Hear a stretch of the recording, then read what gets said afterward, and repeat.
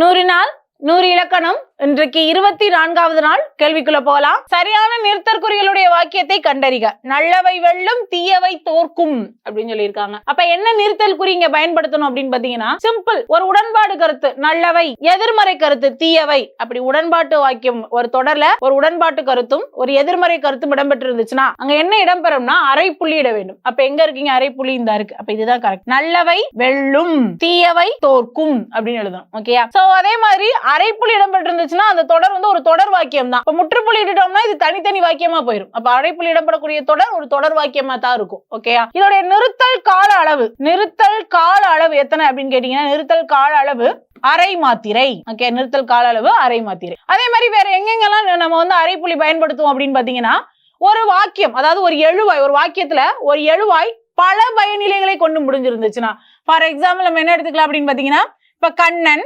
கடைக்கு சென்றான், பொருட்கள் வாங்கினான், வீடு திரும்பினான் அப்படின்னு இருக்கு. ஓகேயா? அப்ப கண்ணன் அப்படின்ற ஒரு எழுவாய், கடைக்கு சென்றான், அப்ப இந்த இடத்துல ஒரு அரைப்புள்ளி இடணும். ஓகேயா? தொடர் முடியல. இன்னும் அந்த எழுவாய் பல பயனிலைகளை கொண்டிருக்கு. பொருட்கள் வாங்கினான் அடுத்த பயனிலை. ஓகேயா? அப்ப அங்கேயும் நம்ம என்ன பண்றோம்? ஒரு அரைப்புள்ளி இடுறோம். ஓகேயா?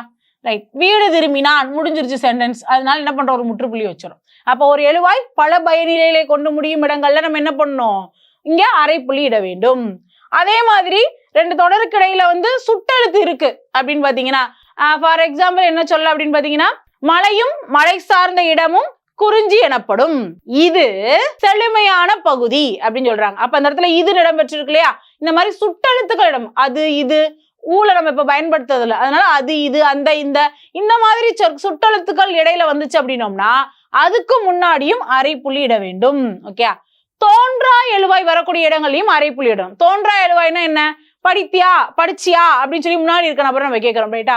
படித்தாயா அப்படின்னு நம்ம கேட்கிறோம். யாரை கேட்போம்? முன்னாடி இருக்க நபரை. நீ படித்தாயான்னு கேட்கல, படிச்சாயான்னு கேட்கல, எனக்கு தெரிஞ்சிருது முன்னாடி இருக்கிற நபரை நான் கேட்கிறேன். படிச்சிட்டியா அப்படின்னு நம்ம கேட்போம் இல்லையா? அப்புறம் நம்ம என்ன பண்ணுவோம்? நீ படிச்சிட்டியான்னு கேட்க மாட்டோம். அந்த இடத்துல என்ன பண்ணுவோம்? நீய மறைச்சு சொல்லுவோம். அதுதான் தோன்றா எழுவாய். அந்த நீ வந்து என்ன இருக்கும்? மறைஞ்சிருக்கும். இப்ப தோன்றா எழுவாய் வரக்கூடிய இடங்கள்லயும் நம்ம அரைப்புள்ளி இட வேண்டும். தோன்றா எழுவாய்னா என்ன? இப்ப முன்னாடி இருக்க நபரை பார்த்து படிச்சிட்டியா அப்படின்னு நம்ம கேட்போம். அப்ப இந்த வேர்டு வந்து வெறும் படிச்சிட்டியான்னு தான் இருக்கும். நீ படிச்சிட்டியா நம்ம கேட்க மாட்டோம் இல்லையா? அப்ப அந்த இடத்துல இந்த நீன்றது சைலண்ட், மறைஞ்சிருக்கு. ஓகே, அதுதான் தோன்றா எழுவாய். அந்த இடத்துல நம்ம அந்த சொல்லும் பொழுதே யாரை குறிக்கிறோம், எந்த எழுவாயை குறிக்கிறோம் அப்படின்றது நம்மளுக்கு தெரிஞ்சிடும். அப்ப இந்த எழுவாய் வந்து மறைஞ்சிருந்துச்சு அப்படின்னோம்னா அது தோன்றா எழுவாய்ன்னு சொல்லுவோம். ஏனென்றால், ஏனெனில், இந்த சொற்களுக்கு முன்னாடி நம்ம என்ன இடம்பெறும் அப்படின்னு பாத்தீங்கன்னா அரைப்புள்ளி இட வேண்டும். ஓகேயா?